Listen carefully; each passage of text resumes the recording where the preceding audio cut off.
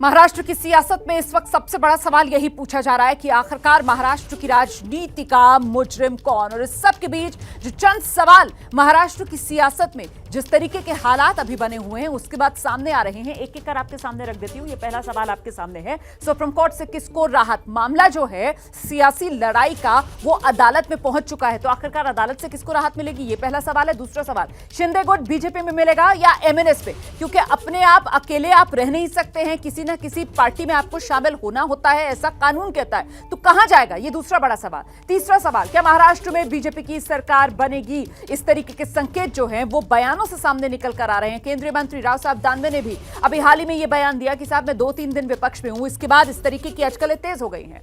आपके सामने चौथा सवाल, क्या महाराष्ट्र विधानसभा भंग होगी।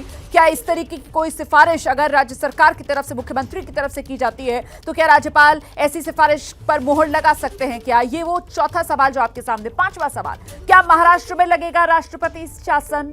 अगर विधानसभा भंग होती है तो क्या राष्ट्रपति शासन की ओर महाराष्ट्र आगे बढ़ सकता है क्या, ये अपने आप में महत्वपूर्ण सवाल है। और सवाल यह भी कि क्या महाराष्ट्र में समय से पहले चुनाव होंगे। क्या पकी पकाई खिचड़ी जिसको कहा जा रहा है सत्ता की, बीजेपी को यूं ही मिल जाएगी या फिर एक बार फिर से चुनाव में सभी दलों को उतरना होगा और जनता से जनादेश लेकर ही वापस सत्ता में आना पड़ेगा, इस पर भी हमारी नजर है। और सातवां महत्वपूर्ण सवाल, शिवसेना किसकी, उद्धव की या फिर शिंदे गुट की। जिस तरीके से क्लेम शिंदे गुट की तरफ से शिवसेना पर किया जा रहा है, तो कुल मिलाकर एक के बाद एक ये 7 सवाल मैंने आपके सामने रख दिए हैं। महाराष्ट्र की सियासत में इस वक्त यही वो बड़े सवाल हैं जिनके जवाब का इंतजार है। और इस सब के बीच महाराष्ट्र के महासंग्राम में महत्वपूर्ण यह भी हो जाता है, क्या शिंदे गुट राज ठाकरे की पार्टी में विलय करेगा। इसी से जुड़ी जो बड़ी खबर आ रही है वो ये कि राज ठाकरे की पार्टी है एमएनएस, पहले दिन से ही बागियों के संपर्क में है राज ठाकरे की पार्टी एमएनएस की तरफ से बाला नंदगांवकर को इस मामले में बातचीत के लिए प्रभारी बना दिया गया है। अब से कुछ देर पहले एकनाथ शिंदे गुट के प्रवक्ता, जब उनसे हमारी बात हो रही थी दीपक केसरकर, तो उनकी तरफ से साफ कहा गया था कि हां बातचीत हुई है फोन पर एकनाथ शिंदे की राज ठाकरे से, लेकिन जब सत्ता के समीकरण होते हैं तो सबसे साथ आने की बात कही जाती है, समर्थन की बात की जाती है, तो बस उसी समर्थन के सिलसिले में यह बातचीत हुई। लेकिन अब बड़ी खबर यह आ रही है कि साहब यहां तो ये एकनाथ शिंदे गुट अटकलें इस तरीके की लगाई जा रही हैं कि हो सकता है एमएनएस में शामिल हो जाए। और इसी को लेकर एमएनएस की तरफ से बाला नंदगांवकर को इस मामले में बातचीत के लिए प्रभारी बनाया गया है। और डिटेल्स के साथ मेरे सहयोगी मृत्युंजय सिंह मौजूद हैं। जरा जल्दी से मृत्युंजय का रुख कर लेते हैं। मृत्युंजय, अपडेट क्या मिल रहा है। रोमाना, बहुत बड़ी खबर है कि इस राजनीतिक भूचाल में एमएनएस की ग्रैंड एंट्री हुई है। हम ग्रैंड एंट्री क्यों कर रहे हैं, क्योंकि एमएनएस पहले दिन से ही बागी विधायकों के संपर्क में है, पहले दिन से ही बातचीत कर रही है। जब यहां से विधायक सूरत के लिए निकले थे, बाला नंदगांवकर को इंचार्ज बनाया गया है। साथ ही साथ पार्टी ने यह भी जानकारी दी है और निर्देश दिया है कि कोई अन्य नेता इस पूरे राजनीतिक प्रकरण पर अपना बयान नहीं देगा। बाला नंदगांवकर जो कि पुराने शिवसैनिक रहे हैं, शिवसेना में रहे हैं, उनके वो सभी शिवसेना के विधायकों को जानते हैं, वो सभी बागी विधायकों के संपर्क में है। दूसरी बड़ी बात, जो आखिरी के 3-4 विधायक गए हैं बागी विधायक, उसमें एक विधायक है चांदिवली के विधायक दिलीप मामा लांडे। दिलीप लांडे जाने से पहले बाला नंदगांवकर से बात करके गुवाहाटी के लिए गए हुए हैं।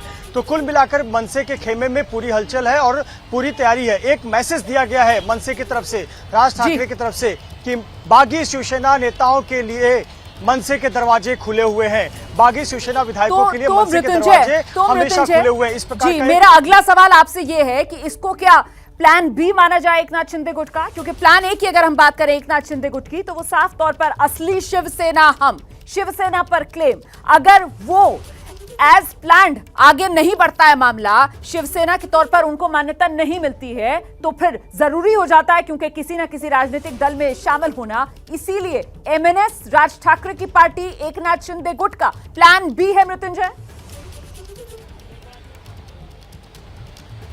रोमाना, मैं तो कहूंगा कि ये प्लान सी में आता है। 3 प्लान रखे गए थे, प्लान बनाया गया था। पहला प्लान था कि खुद उद्धव ठाकरे पर इस तरह का दबाव बनाया जाए कि वो महाराष्ट्र विकास आघाड़ी से गठबंधन तोड़ दे और बीजेपी के साथ मिल जाए, जिसका बयान खुद एकनाथ शिंदे दे चुके हैं।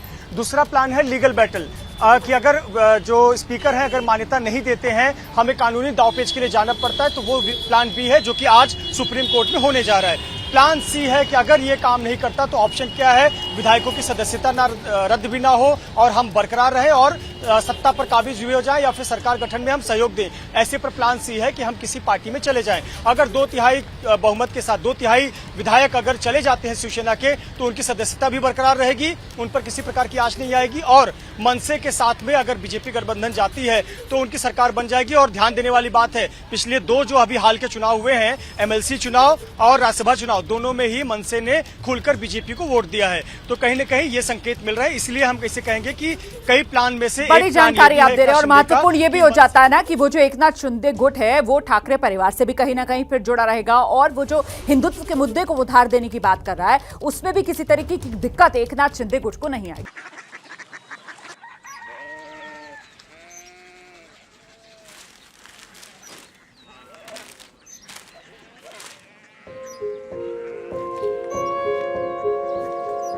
बाबा बाबा Korea city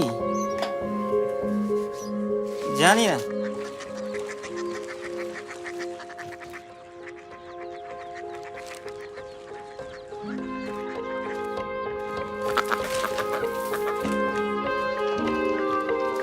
Korea city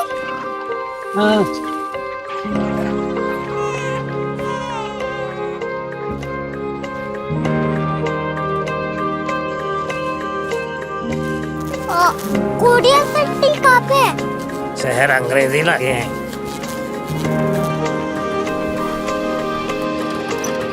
Korea city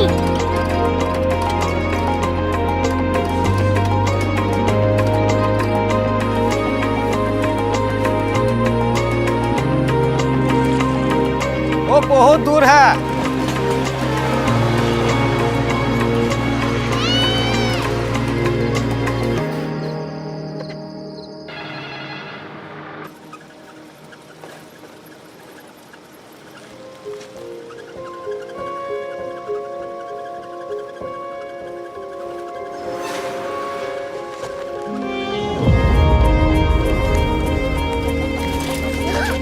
Korea city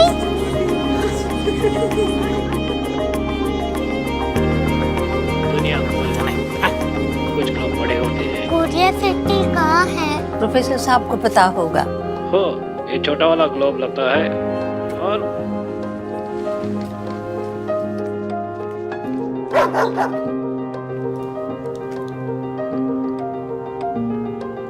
पता नहीं, मेरी बेटी से जाके मिल लो, शायद उसे मालूम हो।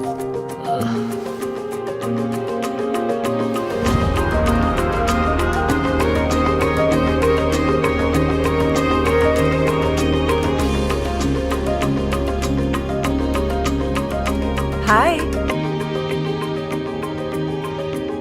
बाबा ने भेजा है। Come here.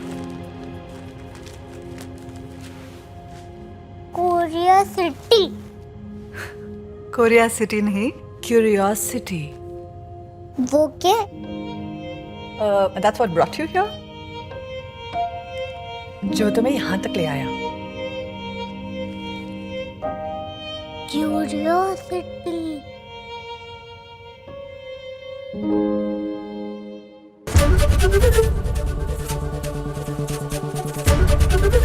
एबीपी न्यूज आपको रखे आगे।